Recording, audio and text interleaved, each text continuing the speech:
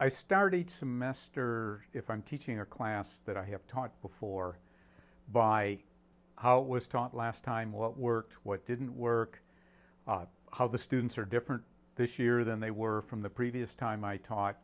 Every class has a different personality, and you have to modify to meet that personality as much as anything else. Everybody has some innate curiosity. Everybody has motives that drive them to do better. That's why they're here. And everybody likes to be entertained in non-trivial ways, not just banal ways, but in significant ways. And I think all those things work. Anytime you're teaching people, you have to address, okay, what are the real problems in the world that we want to have addressed? How can I help people learn what they need to learn? And then how can we work together to get at those problems in the world? So you're dealing with really big fundamental questions. Like if you really think about what learning is, for example, that's a really deep question about how we grow, and I actually enjoy like engaging with that kind of thought, you know, trying to wrestle with those ideas.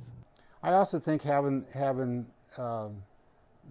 the right attitude towards your subject. You say physics, people immediately go, oh my God, that's too hard, oh my God, that's too esoteric, oh my goodness, I can't possibly understand that. I think that there are ways of getting people to understand all the different things we have to say, and if you do it right, they're going to suddenly realize they're interested in it too.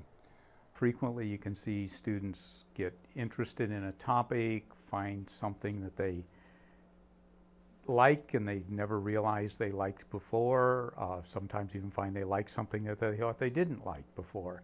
And so seeing that kind of growth in the student at a time in their life where they're really trying to figure out what they want to do, how they want to move forward with their life, is probably the biggest reward of the whole thing.